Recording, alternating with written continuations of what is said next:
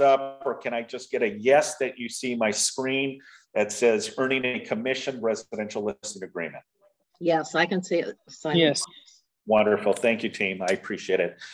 And I understand that in presentations, you often get calls as well. Please make sure that you mute yourself for the integrity of the presentation to, just be respectful for your colleagues as well, so they can get the value of the presentation. I hear some people in the background already, so I'm gonna mute the person.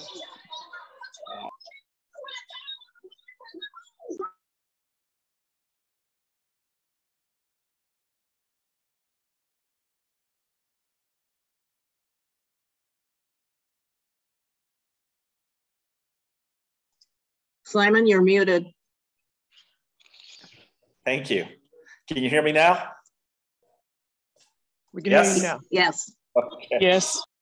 I'm over here talking about people putting themselves on mute, and I mute myself. How funny is that, right? So again, let's go ahead and dive deep into earning a commission in the process as a licensed real estate agent representing the seller. So what I want to talk to you is, when is it considered a earned commission when representing a seller? Let's just say that we go through the motions, right? The motions of, you list the property, congratulations, you went on the listing appointment, right? And on the listing appointment, you give your comparisons, or excuse me, your comparable market analysis, better known as a CMA. You have your listing presentation all dialed in, and you're ready mentally, physically, and emotionally. You show up, you go through the motions, congratulations, you execute the listing agreement, right? Does that mean that the moment that the sellers execute the listing agreement, that you are entitled to a commission? How many people say yes? Yes, because it says that I'm going to get a 6% commission, 5% commission, and half of that is going to the list side, half is going to the cooperating brokerage. And that can be you as a dual agent, or that could be another agent from a Keller Williams office or RE/MAX office, wherever that is, right? It doesn't really matter.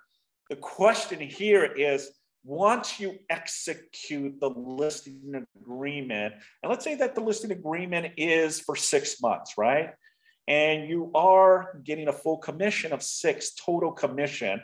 That means 3% to the list side and 3% to the buy side. Does that entitle you to a commission? How many people say yes? How many people say no? How many people say, I don't know, Simon? So just want to get a feel for that, is that, do you earn a commission based on the execution of the listing agreement? Okay, so put it in the chat. Love to hear. Miguel says no. Sue says no. Okay, beautiful, beautiful, beautiful. All right, so the answer, Tyler, thank you very much, also says no. Very good. That is correct, 100%. So thank you for contributing. Thank you for acknowledging, and thank you for putting. Thank you, Hope. Absolutely, yes. So the answer is no. You are not entitled to a commission just because you listed the property. There's still a lot of elements, right? A lot of things that need to happen in order for you to earn a commission. Now, let me throw something at you as well.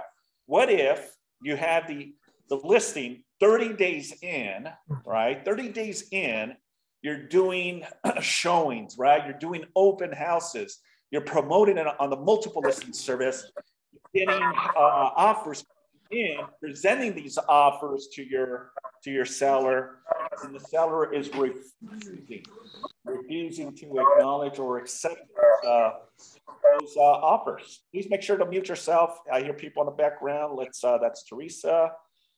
There we go. So does that entitle you to a commission? Okay. The answer is no. No. Just because you get a ready, willing, and able offer, even if you get a listing that, let's say it's $1 million listing and you get an offer at $1.2 million, no contingencies, all cash, close in 20 days. If the seller says no to that offer, guess what? Can you go after a commission? Well, that's a very good question, right? You have a ready, you have a willing and an able buyer, and you promoted the property, market the property, and you did everything what the listing agreement stipulates, right? And now the buyer all of a sudden, the seller all of a sudden says, no, you know what? I don't want to accept that offer. Are you entitled to a commission? So it really, really depends. So let's go and dive deep into this and get to the meats and potatoes of what this class is about. So let me go to the next. All right, so does the real estate listing agreement meet the requirements for an enforceable listing? Okay, so the California Association of Realtors Form, RLA, meets the legal requirements for an enforceable compensation agreement between the broker, not the listing agent, the broker and a principal, meaning the brokerage, Keller Williams, and the principal, the seller, Mr. or Mrs. Smith. It is in writing and it has a definite termination date, meaning there has to be a beginning date and there has to be an expiration date in order for the elements of this enforceable listing agreement to comply to having a compensation. It contains the mandate negotiability of a commission language, and it is between the brokerage company and the seller, even though it can be signed by a salesperson. So, ladies and gentlemen, what I'm saying here is that even that you have a listing agreement, what it stipulates right now is it fully enforceable to go after a commission if the seller says no to any offers? And I get that quite often. Am I entitled to a commission? Well, every real estate brokerage has their rules and regulations that are different, okay? I cannot vouch for another brokerage. I can only vouch for what the rules and regulations and our policy says, because that's what we implement here at the office. So the question here, ladies and gentlemen, is it enforceable if you meet all the requirements? And if you do so, then yes, you may have a claim against the seller for due process of going after compensation, okay? But as I stated, there has to be a written agreement. It cannot be verbal. It has to be in writing. It has to have a beginning date and an expiration date. It also has to have the compensation. What is the compensation the seller is willing to pay you, right? Typically, it's to negotiate. Maybe it's friends and family. But at the end of the day, as long as you have all the dots connected, meaning the contract filled out, then yes, there is an avenue that you can go after because it is enforceable to go for a commission, okay? When is the commission earned under the real estate listing agreement? All right, a commission is earned after a seller accepts an offer and the transaction closes, okay? So let's just go through the motions, right? You're the listing agent, you executed the listing agreement, you put the property on the multiple listing service. Now you have offers coming in, showings coming in, open houses coming in and servicing your listing, and all these offers start coming to the table. Well, under the real estate listing agreement, you know, you are entitled to a commission once the deal closes. If you were the one that ultimately closed the transaction and the deal is finalized, recorded, then you are in the position to get a commission, or the brokerages, okay? A seller at the end of the day cannot say last minute, stop, okay, to the escrow company or the escrow officer says, stop, we're not gonna pay the listing agent a commission because the listing agent was not thorough, was not involved, and was not in the seller's best interest. And this is why the listing agent is not entitled to a commission, okay? Well, the contract is very clear. The contract is very defined and it's very black and white. As long as you perform every element of the agreement, then there's no way that the seller can come back and say no to a commission. We can challenge that. Now, the seller can say whatever the seller wants to say, and we will ultimately go into a mediation. We can ultimately go into an arbitration, or we can ultimately get attorneys involved to demand a commission earned, okay? One of the things, if you don't know already, is we are not paid on the front of the transaction, right? It's not like you get the listing executed and here's my invoice for a $30,000 commission. It doesn't work that way. We are only paid a commission once we earn the commission, and that's at the very end of the transaction. Meaning, you find the buyer, you open escrow, the buyer and the seller go through their due diligence, seller provide all disclosures, all signatures from the buy side and the sell side. The buyer releases contingencies, buyer gets the approval, buyer gets the funding, and then ultimately records, right? And once we hear that sound or see that email, it's officially recorded. That's when you can congratulate yourself, pat yourself in the shoulder or back and say, you did it. That's when you are in the position to earn a commission, okay? Many brokers believe that locating a buyer who is ready, willing, and able to purchase the property on the terms of the listing is all a listing broker needs to do in order to be compensated, but more is required. The seller must accept the offer from a buyer and the transaction needs to close. So there's two elements right there, ladies and gentlemen. One, the seller must, and I'm going to repeat that, the seller must accept the offer, okay? As I said earlier, if a seller lists the property for $1 million and the seller gets a $1,200,000 offer, does that entitle the seller to pay the listing brokerage or anyone a commission? Well, it's already telling you that seller must accept the offer, and the seller must also close the deal in order for us to go over and get paid a commission, okay? Needs to close, a buyer needs to be prevented from doing so. So again, here's the that little cherry on top, buyer and the prevented from doing so by the seller. So if the seller is interfering, right, with the process in the transaction, then yeah, there's an element that stipulates on the contract that, you know, the buyer and also the listing agent can go after what they want. What?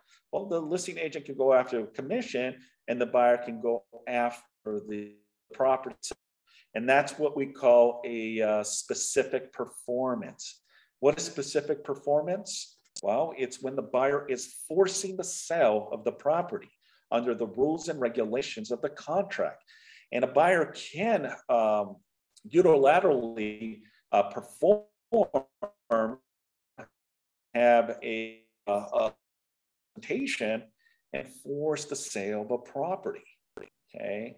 And is it far and few that happens? Yes, but it can happen where the seller is bound to and press hard to do so. Number two, a commission is earned if the seller withdraws the property from the market. The listing broker also earns a compensation if, without the broker's consent, the seller withdraws the property from the sale or makes it unmarketable. And that's a very key point word, unmarketable. During the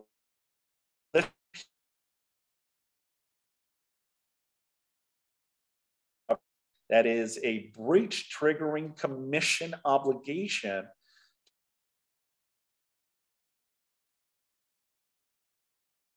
constructed as an effective withdrawal of the property. Well, let's talk a little bit about that, okay?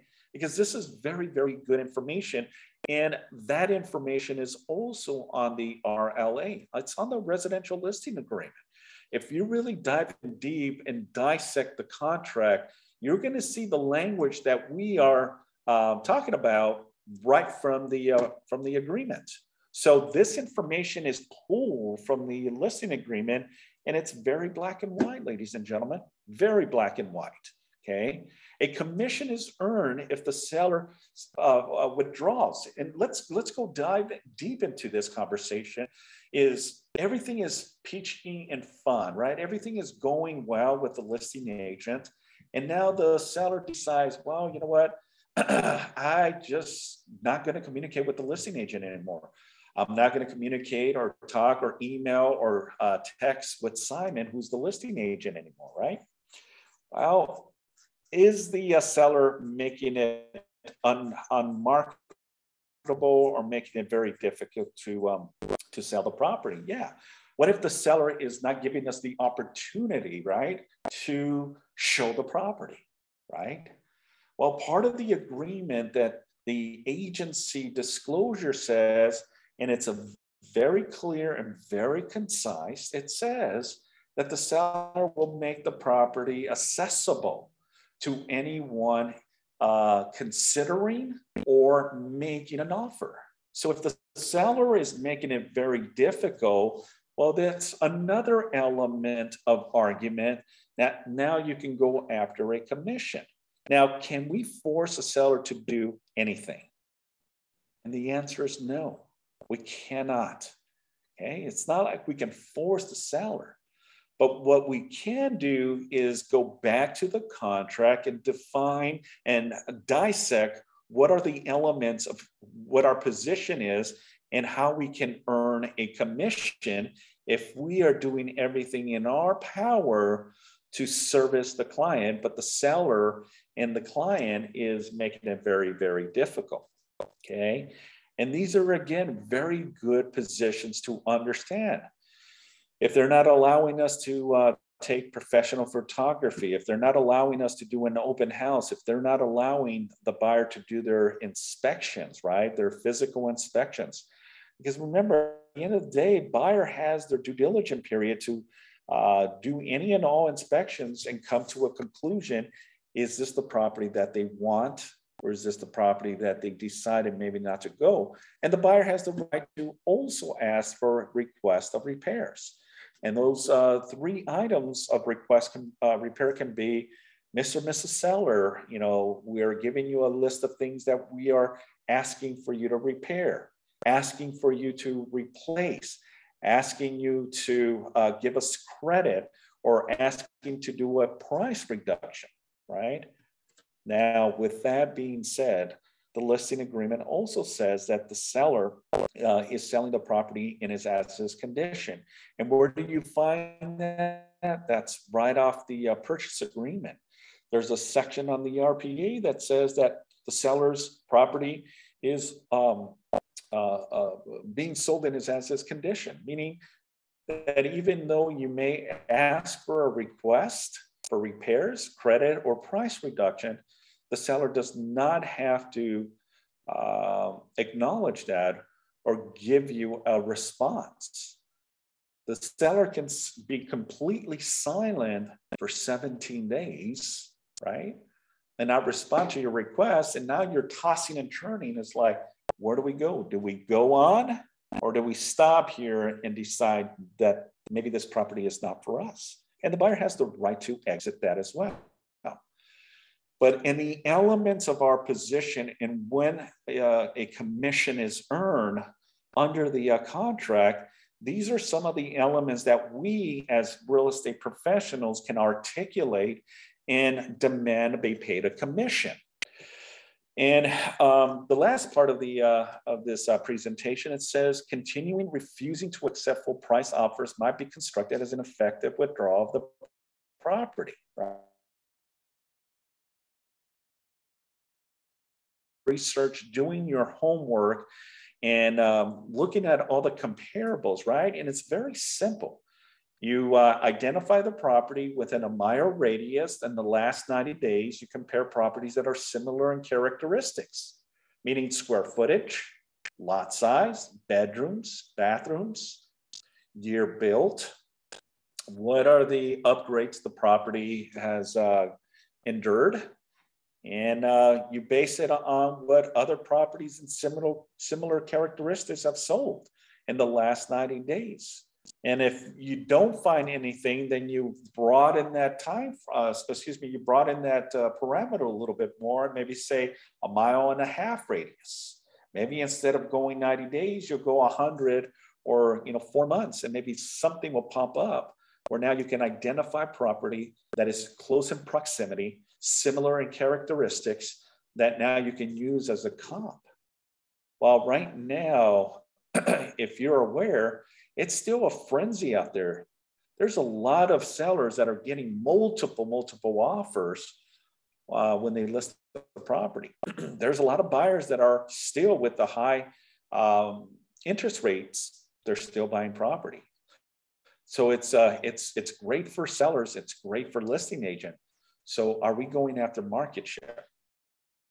Now, going back to the commission that you earn, these are, again, some of the elements that a listing agent and the brokerage can go after for damages, meaning, we did everything in our power to service, market, provide, and ultimately give the seller, and now the seller is not giving us what we need in order to close the deal. Now, going back, remember, a couple of things that the seller must, because the seller can also argue his and her position and say, well, Simon was just a horrible agent.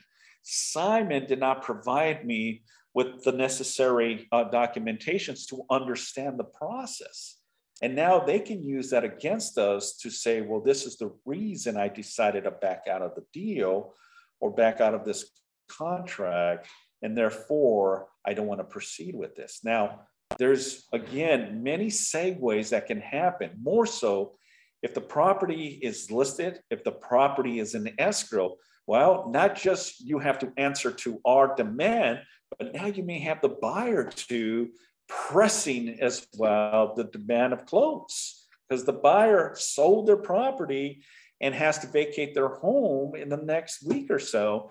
And if the seller is making it very difficult and putting a wall against the listing agents and the agents and the buyer, well, the buyer has also recourses as well to go after for damages as well. The buyer has been damaged because they had every capability by submitting an offer, presenting all personal information, pre-qual letters, bank statements, proof of funds, and ordering the appraisal and spending money on physical inspections, home inspectors,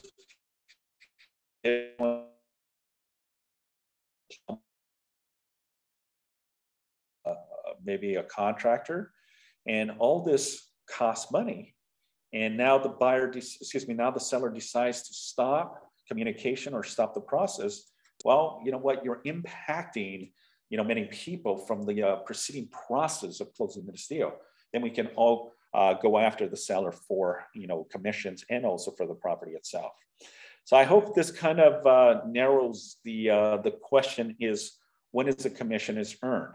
Okay, one, seller has to accept the offer. Seller and buyer have to close the deal. That's a given, right? Then there's no question whatsoever that the listing agent, the buyer's agent, the brokerages involved are entitled to a commission once those elements are completed.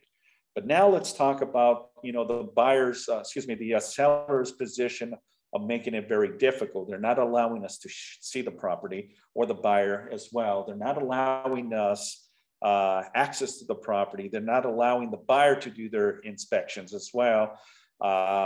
And even when we present an offer at list or above, the seller is bringing up every excuse. I want more money. I want more money. Well, You signed a listing agreement, Mr. and Mrs. Seller, that you agree to the terms of that price. And we brought you a ready, willing, and able buyer that is willing to pay you that or then some, meaning more than the list price. So we can anchor that position as a listing agent and say we are entitled to a commission. Now, every transaction is sensitive in itself. There's a lot of intel information that we need to gather to make sure that we're all on the same page, and always bring it to your broker. Bring it to your broker, and the broker should tell you, yeah, we have a very good, legitimate position. I think we could demand a commission, or the broker may say, you know what, it's a waste of time.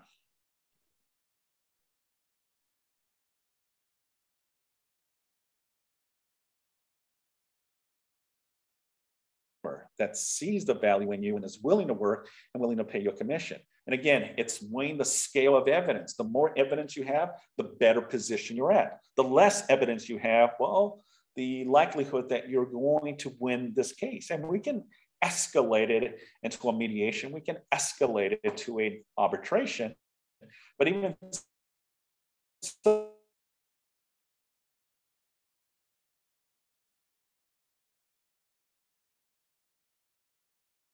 the listing agreement, the disclosures, the escrow, and getting cooperations from the people that are involved in this transaction. And then more, what is stopping the seller from allowing the execution of this? So having all that will give us a better position to go after a commission. Any questions? Okay, well, let's go ahead and continue. When this commission is earned still, there's another couple elements to this. Number 3, a commission is earned if the seller cancels the listing in breach. A seller who cancels a listing while the cause is in breach and the full commission is due. The listing broker needs to prove out-of-pocket expenses or damages. Nor is the broker required to continue any efforts under the listing to show that the broker could have performed by procuring a purchaser or a buyer within the listing terms and had not been canceled. Number 4, a commission may be earned after the listing period expires pursuant to the safety clause. The seller may owe compensation to the broker if certain person purchased after the expiration of the listing.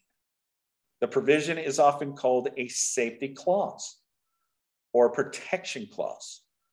However, before the listing broker can claim compensation in these circumstances, several criteria need to be satisfied. All right, so let's break it down a little bit and let's go into the meat and potato of this safety clause, okay? Guess what? There's a lot of agents that I'm really surprised that do not understand those parameters of a safety clause that is right in front of your face. If you look at the listing agreement on the first page, there's a paragraph that allows the agent and the buyer to come to some agreement.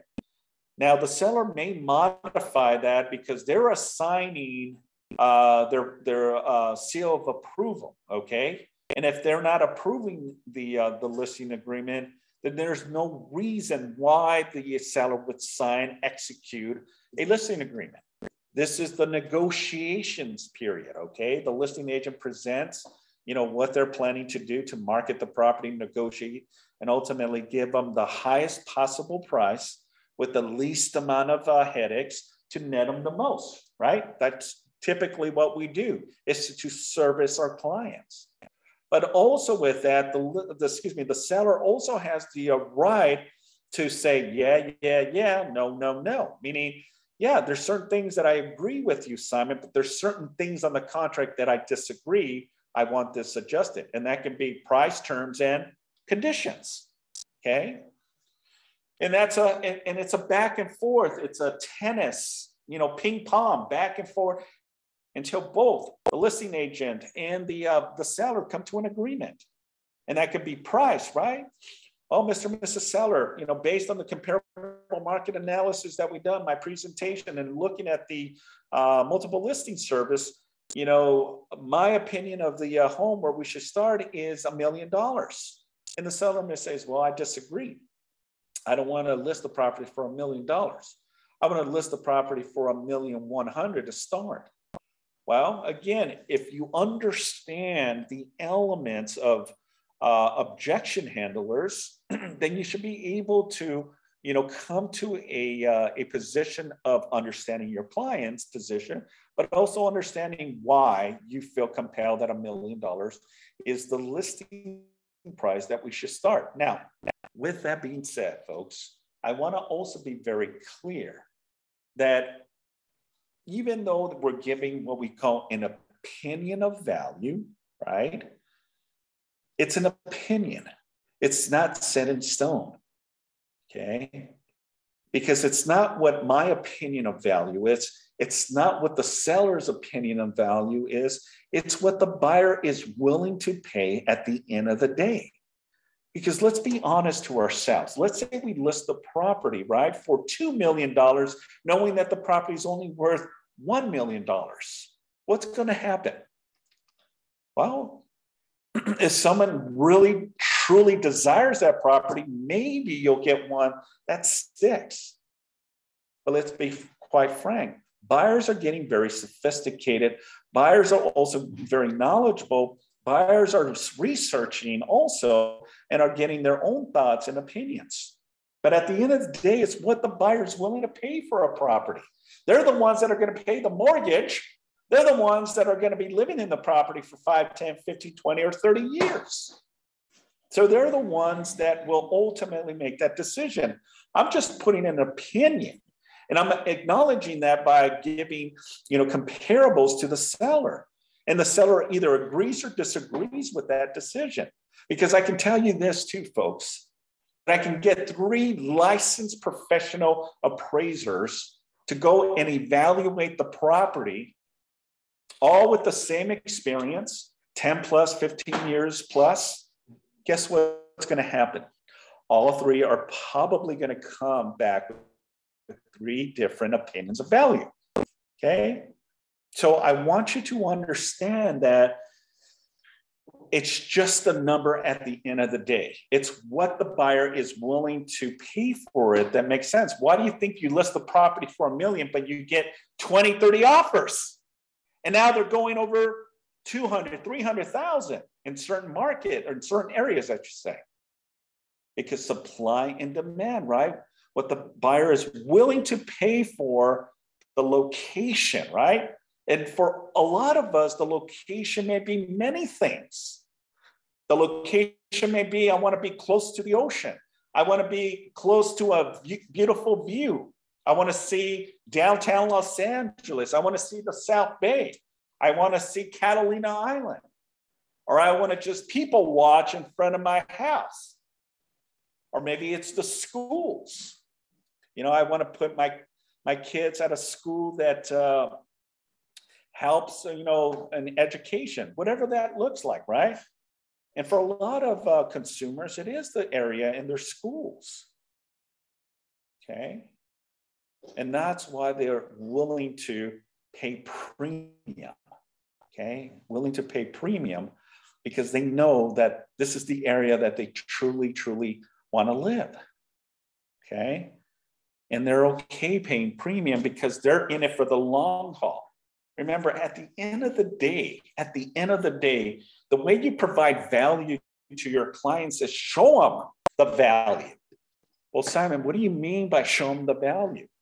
The importance of home ownership. Because even if they overpay for a property, right? Even if they pay, in excess of what the appraised value, it's still a good investment.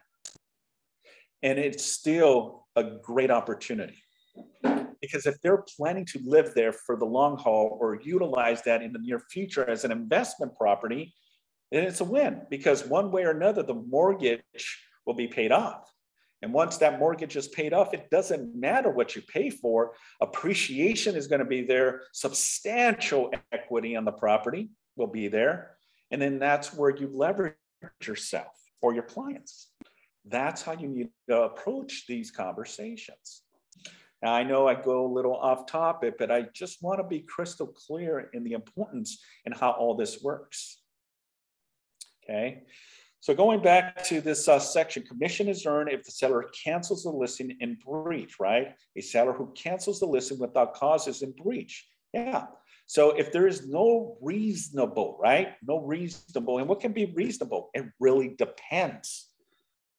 You got two sellers, right? Two sellers, a husband and a wife. God forbid, one of the spouses passes away and both did not have a trust or a living, or excuse me, a trust or a will, then it's probably going to be a position where you cannot continue until that is taken care of, either through a probate or elements of, if you do have a trust, that still may delay the process of selling the property. You may need the death certificate, you may need to have a letter of explanation of what transpired, and that's just not going to close because ultimately two people bought this place, two people are on title, and then two people need to execute the sale of the property. That protects your consumer, that protects all of us that own real estate, okay?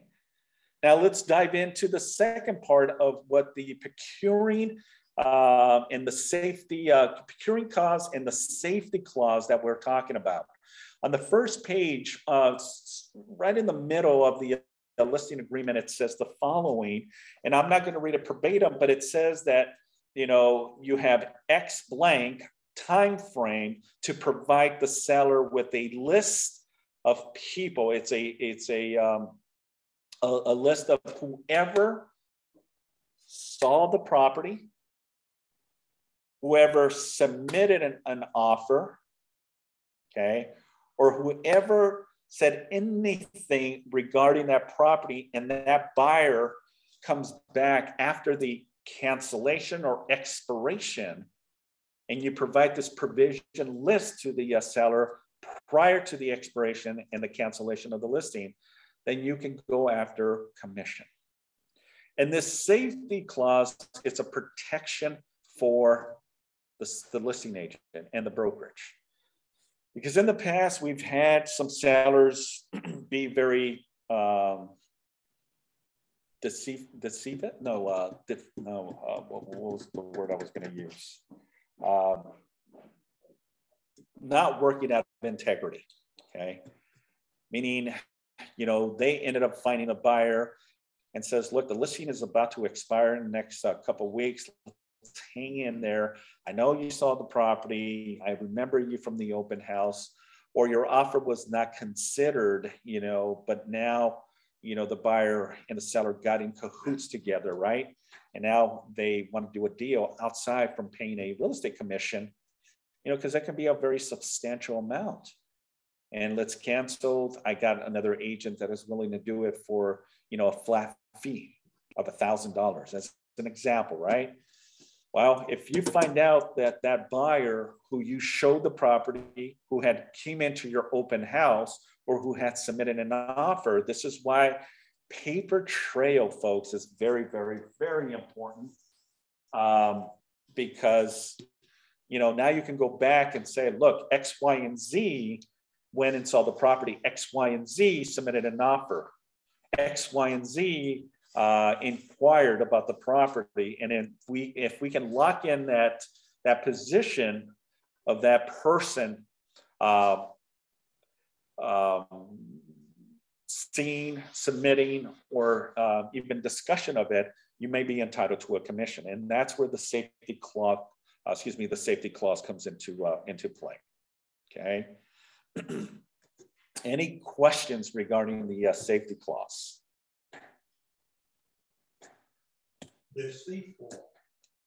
Deceitful, yeah. Thank you, Jim.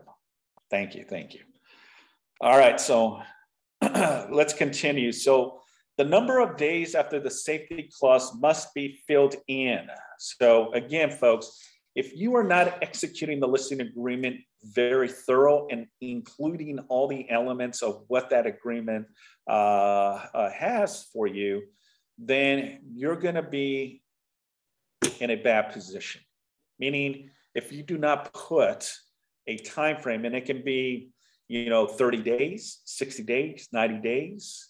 So for me personally, and I go back 25, 26 years when my mentor told me to put 120 days. And that number has just stick with me, 120. So anytime a listing agreement is in play, 120 days. 120 days is what? 4 months, right? 4 months. So that means, ladies and gentlemen, that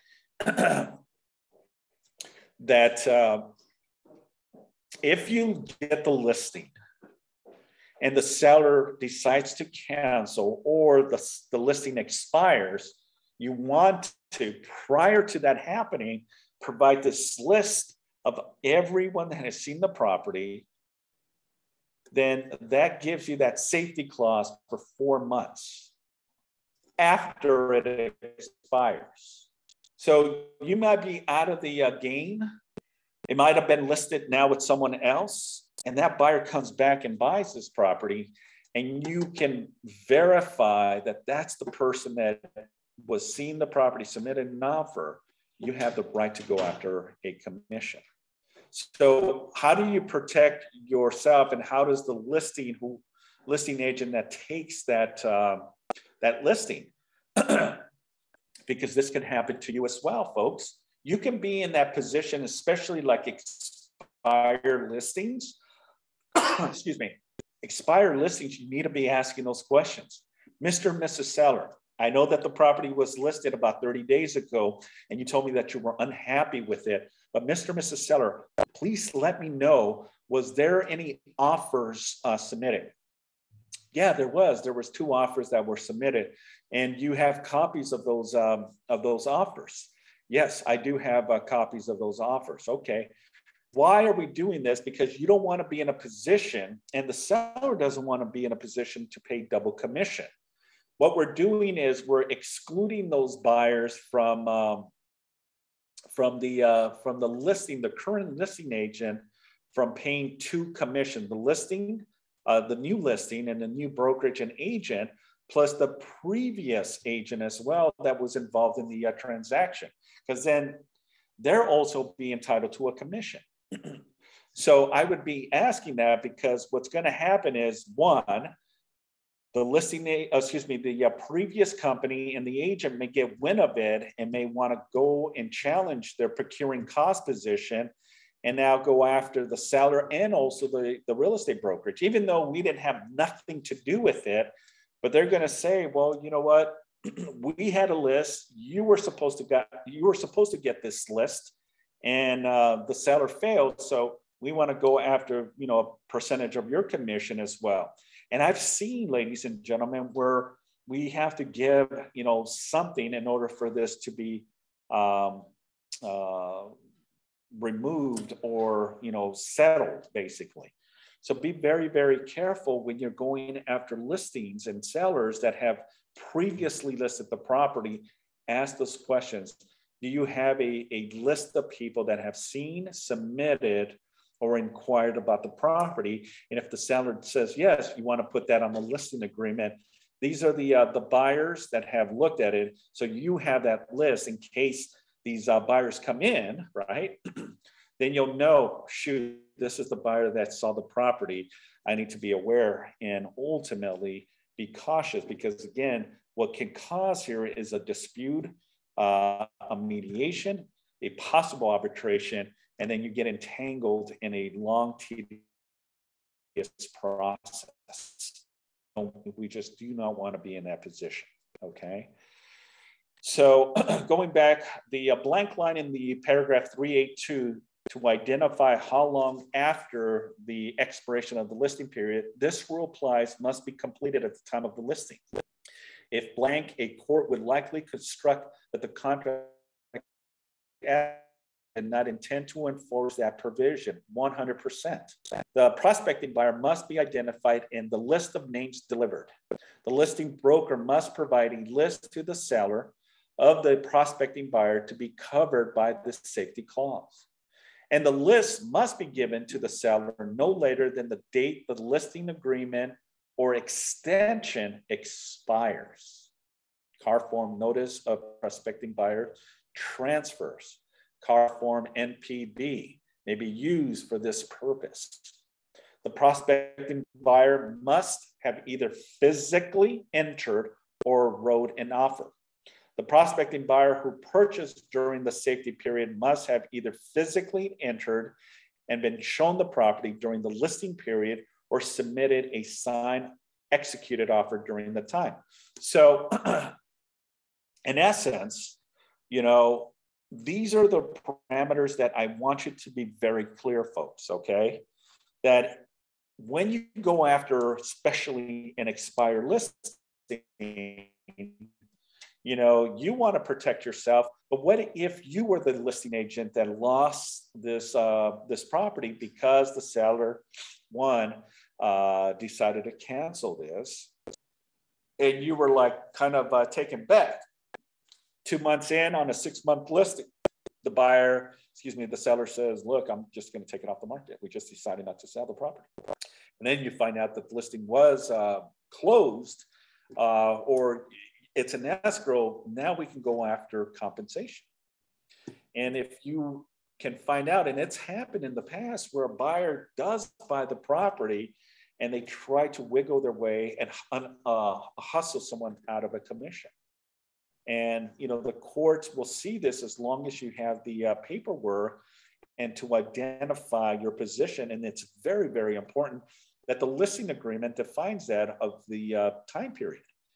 Because if you leave it blank, then you're interpreting to the courts that, you know, that's not an enforceable position that I really cared at the time. But if you put a time there, then that can hold water, and now you can go after a commission. And more so, what if the provision is 120 days or 30 days or 90 days? What happens after the following day? Well, that's it. Then there's no recourse to go after a real estate, a commission. So the sweet spot, in my personal opinion, is about 4 months after it expires or cancels. Now, you can be aggressive and say 6 months. I've seen even a year put on the agreement. But remember, at the end, the seller has a say-so too, and the seller may say no to a year. Okay, so I want to caution you as well that being too aggressive may have some resistance as well. So be very, very, very careful, okay? Any questions regarding, you know, the safety clause? Cool. Simon, I have a quick question, Simon. Yes. You mentioned the CAR form NPB. Mm-hmm. That basically is a list of offers received. Does it include amounts and contact information for buyers? What was the acronym again? I want to say NPB. NPB. Let's see. And like Nancy. Yeah. Do you guys see my screen? Do you guys see my screen with the form? No. I don't see it. No, you don't see it? Okay, hold on 1 second. Okay, share my computer. Let's see. Can you see it now? Yep. Yes. Okay.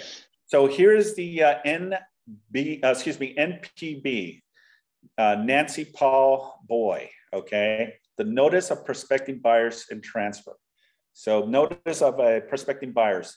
This notice is being provided to you as required by the listing agreement. And it has all the information, seller's information, the brokerage, and the physical address. The listing period, the listing agreement commenced on and was scheduled to expire on or was extended to, you know, so that'll be the expiration. The list of prospecting buyers. So here you're going to provide the list. Now, if you had 20 people, you can include additional forms, right?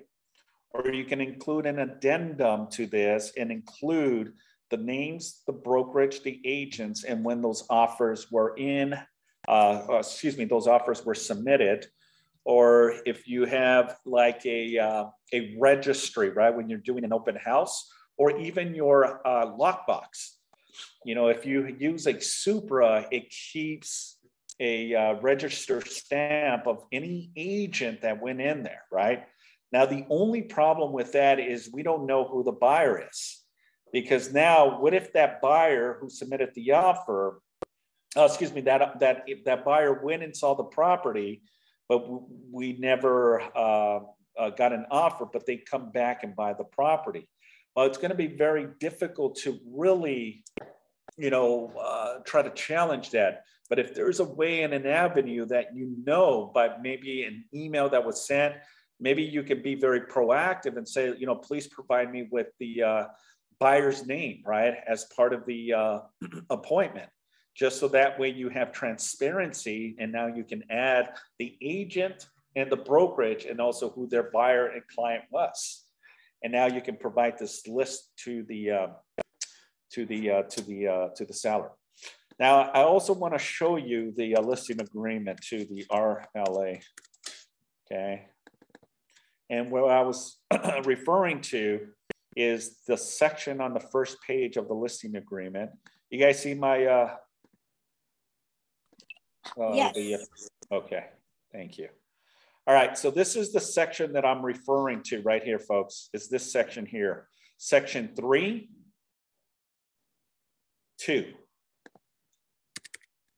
See that? That's where you want to put this information. So let's read what the following says.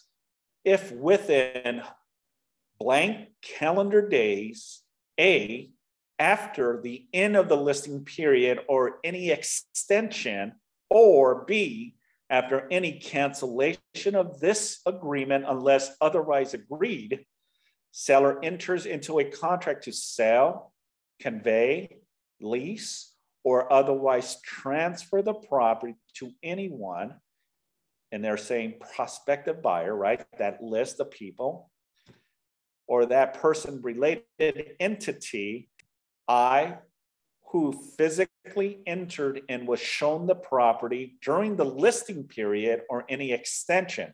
What does that extension mean? It means that, let's say you have a 6-month listing, right?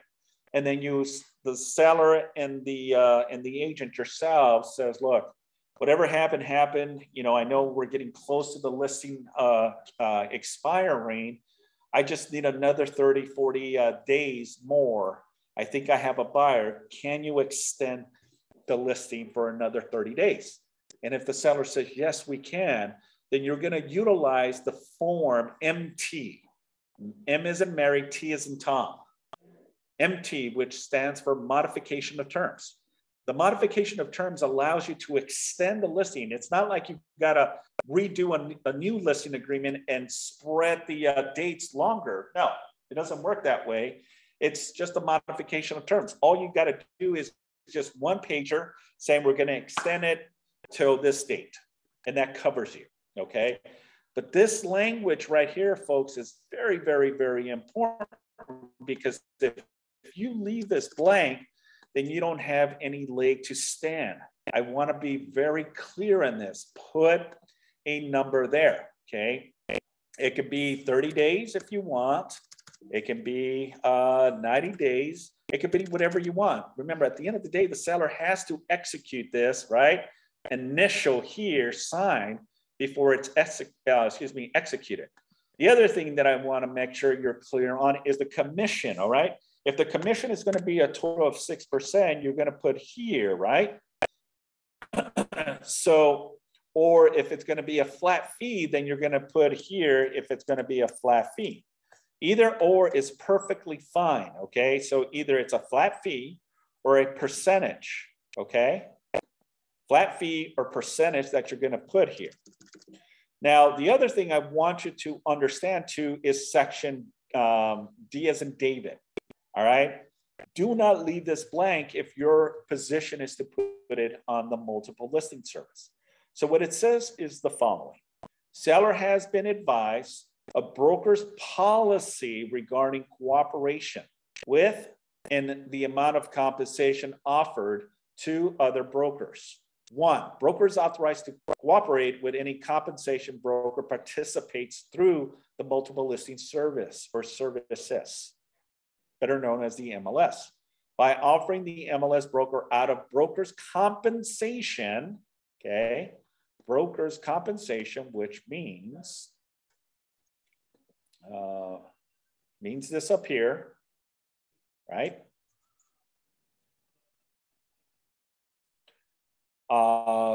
Specified on section 3, either a percentage, and that percentage is what you're willing to pay the cooperating brokerage. It's a willing and able buyer, and that's typically would be 3%, or it can be a flat percent as well. Okay, maybe we want to just give the buyer's agent $15,000. Okay, either a percentage or a flat fee. Okay, any questions regarding these parameters here? Make sure that you include this, because if you don't and you leave this blank, okay, let's just say you leave this blank, right?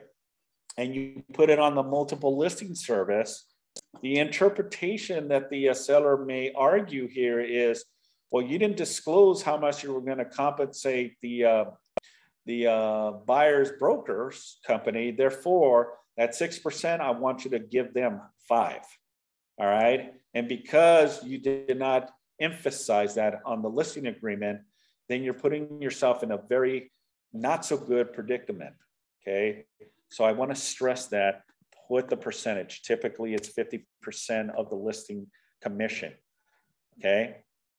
And again, each real estate company and listing agent can negotiate all this. Okay. This is not set in stone, but it's a position of, propelling your role and responsibility to list and sell their home. Okay. Any questions regarding the language there? Okay. There's something else I wanted to also include, and I believe it's at the very end of this agreement. Let me find it.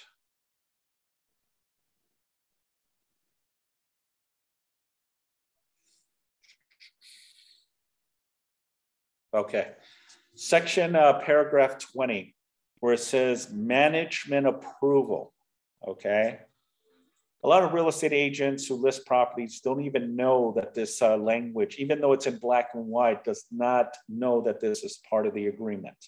So what it says on the listing agreement, folks, is very simple. It says management approval.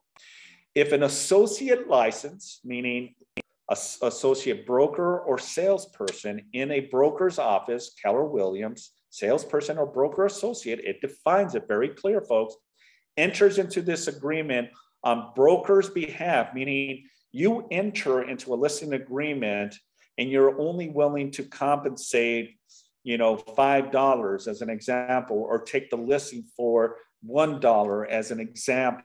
Okay, I know I'm being a little funny, but I'm just trying to prove my point here. What it says, the broker's behalf, the broker or the manager does not approve of its terms. Okay, because the broker at the end of the day or the office has to approve everything that a salesperson or broker associate is doing for the safe haven of the process, and making sure that we are all in compliance, right? But it says, manager does not approve of its terms, broker or manager has the right to cancel this agreement within 5 days after execution, okay? Meaning that you get the listing, the broker gets a copy of this, we can disagree with you and say, look, Simon, I know you got this listing for $2 million, but you're only compensating, $1,000. What's the reason? We want to know the story behind your position. Oh, it's because I want to retain the $200,000 commission and only give the buyer because it's a hot market.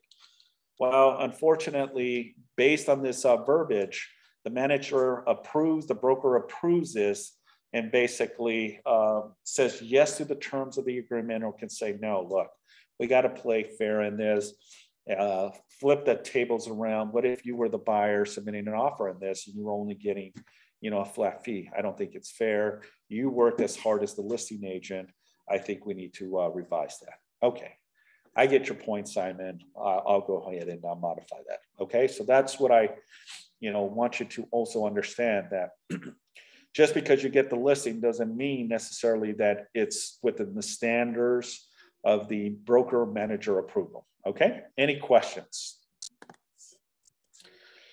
Well, that was really good. I like that one. Awesome. Thank you, Teresa. I really appreciate it. Oh, I forgot that, because when I did a listing presentation and this client insists on like low 3%, the whole transaction for the buyer and the seller. He just wants to play at 3% for both sides. And me and Leroy Brown says, no, that's not approved by our, you know, broker, Keller Williams. We can't even pass that, let alone, it was just crazy. Right. Absolutely. You know, and sometimes it's just going back to the elements of not knowing, right? And that happens, you know, or we forgot, gosh, you know, it's been a while. Thank you so much. It just brings perspective back to the conversation. All I'm trying to do is protect you and protect your clients and ultimately your commission. And there's ways to do this, because I hear it all the time. You know, the seller canceled on me. You know, well, did you have an executed listing agreement? Well, no. You know, am I entitled to go after a commission? Well, no. You know, there's certain things that need to happen, ladies and gentlemen. But at the end of the day, you know, if you're in my office or in office with your broker, then by all means, please reach out to your prospective brokers and ask the questions. You know, this is, again, just a disclaimer. I'm just providing you, you know, straight from the California Association of Realtors, the do's and don'ts. And it's a valuable, but it also gives you an understanding, right? Because at the end of the day, I want you to get paid. I want you to get your full share of your commission. But we got to also follow the rules in the regulations, right?